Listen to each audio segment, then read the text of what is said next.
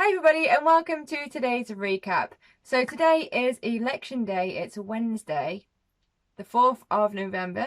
So I've taken 3 trades today. I had 2 losing trades first thing this morning, and after those 2 trades I decided to step away from the computer for a few hours and do other things just to woosah from the losing experience. So that left me around about 2% down on the day. As the morning progressed, I was watching a pair and I was watching this setup form, and I sort of made a plan of what I would do if price action responded in the way that I thought it may do. And as it did, I decided to take the trade, which ended up being a really nice trade. It gave me a 3% win, which cancelled out the 2 losers I had before and left me with 1% on the day. I actually could have got a little bit more profit from that trade, but I still feel like it was a really nice trade, and I'm going to break it down with you on the chart in just a moment.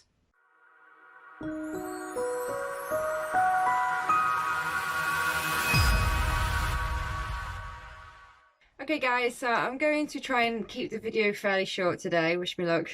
So let's look at the losing trades first. The first trade I took was on the pound dollar, and this was at 4 minutes past 8 in the morning.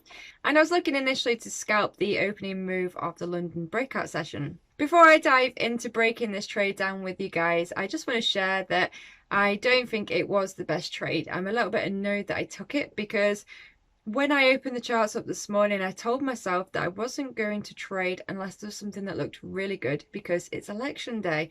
And I think that especially with the vote still hanging in the air, it's pretty volatile and pretty indecisive at the moment. And there was no certain moves in the market. And I told myself that if this was the case, I'm better just watching on the sidelines and not trying to force a trade. And that's exactly what I did. I ended up trying to force 2 trades that obviously didn't work.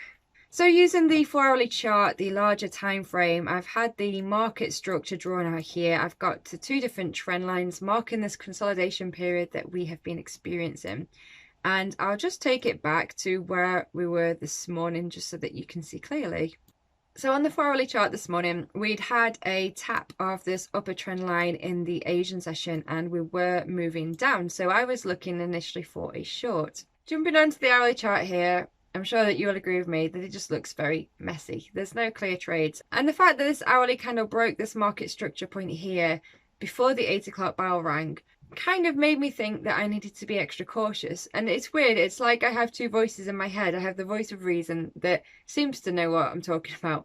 And then I have the other voice that is just reacting to that situation. And I'm really trying to learn to listen more to the reason voice rather than the emotional voice. But I guess that is the process of working on your trading psychology and understanding these emotions as they happen. So going down onto 1 minute chart, trade number 1 that I took was just after 8 o'clock, where we had this move down. We broke this initial market structure here, and then we kind of curled back, and then we came back up with this big green candle here, and I felt like this was grabbing liquidity from this area to push up. So I thought that if we broke this upper market structure here, that I'd be quite interested for a long, which is where I got in. Unfortunately, price action literally just hit my buy stop to get me into the trade, and then it continued to go down. So I was just a little bit too soon for that move. I guess the other mistake that I made was that I got back into this with the same idea of going long only about 5 minutes later, which wasn't enough time, I don't think, to let price action fully catch up with itself and give any clear signals. But at the time, obviously, I didn't think of that. But here, trade number 2 is where I got into this again long. In all fairness, I did wait for price action to come down to this horizontal ray at the bottom, which is the 4-hourly support line here, which I felt was going to provide some support for a bounce to the long side. I got in after the close of this green candle here, looking for that double bottom for the move up. Unfortunately, I made another 2 mistakes here. Firstly, I don't feel like I was patient enough to have a clear sign that we were moving up. We didn't have a bullish engulfing candle or anything that gave strength to the upside. And the second mistake that I made was that I didn't give a wide enough stop. I used a 10 pip stop as I was scalping, which, as you can see, meant that I literally got stopped out here right on my stop order. And then price action consolidated a little bit to find some strength before taking off to the upside, which is a little annoying because I I knew that that was going to happen. That was what I was trying to trade. But it was almost like I was so certain it was going to happen that I needed to get in. I needed to join the ride so that I didn't miss out on the move. And unfortunately meant that I got in too soon and I didn't get in using the correct distance of stop loss. And it meant I got stopped out again and I couldn't justify getting in a third time on this pair. At this point, I was just quite annoyed with myself, and I knew that if I got back in, it'd be dangerous territory because I was starting to feel quite emotional. And obviously with the elections going on as well, I just felt like it was not sensible. So at this point, I switched off my computer and I thought I called it a day. After a couple of hours, I came back to the charts and I felt much more refreshed, and I thought to myself, I'm going to see if there's anything else that actually looks good for a trade, because I wasn't ready to call it a day and I hadn't actually broken my rules because I allowed myself 3 losers in a row. So I had one more chance to find a good trade for this day. So instead of trading the pair that I've been focusing on, the pound to the dollar or the euro to the dollar, I felt that maybe avoiding the dollar was the best idea. And I looked at my watch list for the setups that I've been watching for the week, following the trend, relying more on the larger time frames, the 4-hourly chart. And that was when I found a potential setup for the euro to the New Zealand dollar. Now, I was actually watching this trade because I didn't take the live trade, but I did take a paper trade on this swing position on Monday from this candlestick here. And I think I used roughly about a 60 pip stop, and I set a 2% target, which would have hit. But obviously that wasn't in my live account. But I saw that afterwards and I felt like that gave me a little bit of confidence back for this move following the trend. So that was when I started to look at the Euro New Zealand dollar in more detail, because we have come to this bottom here, and on the daily chart we'd actually were in the process of making quite a large bullish engulfing candle. But we were coming to this area here, which on the larger time frames marked both this consolidation trend line as well as some different horizontal ray lines used on the 4-hourly chart. So I felt like if it was going to hit resistance, it was going to be at this point here.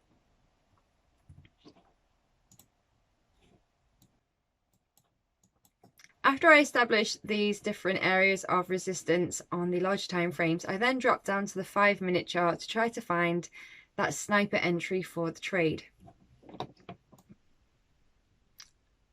So I first started watching this trade at this point here where we tapped that initial resistance, and this confirmed to me that there was strength here, but I knew that that wasn't the right time to get in. I knew I had to wait. As price action started coming up again on this point here, I was very close to getting in, but then I realized that I'd done that before in the past, and that had been too soon an entry that hit my stop. So I made myself wait, even though I didn't want to wait. I was sort of feeling a bit uncomfortable, but I knew it was the right thing to do, so I made myself wait, and I just drew these trend lines on here, and I told myself that if price was to cross this trend line, to tap this resistance level again, but fail to break it, then that would be the better point for the trade entry short. And that's what I did.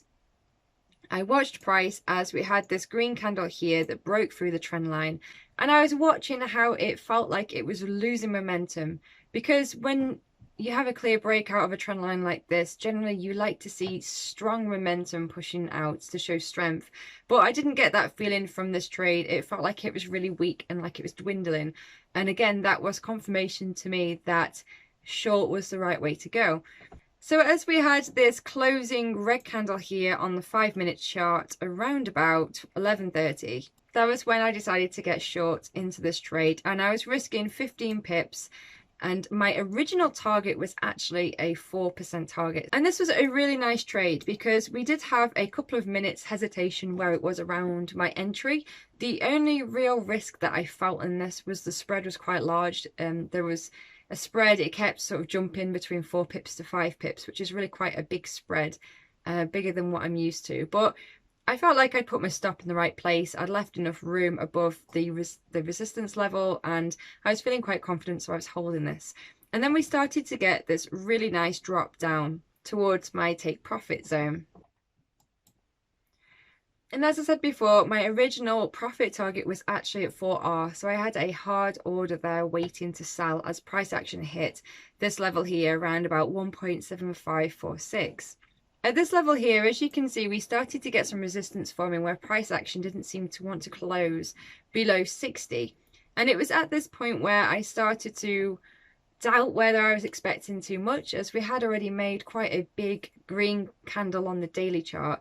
So I decided to change my take profit, and I moved it from 4% to 3%, which I was still happy with.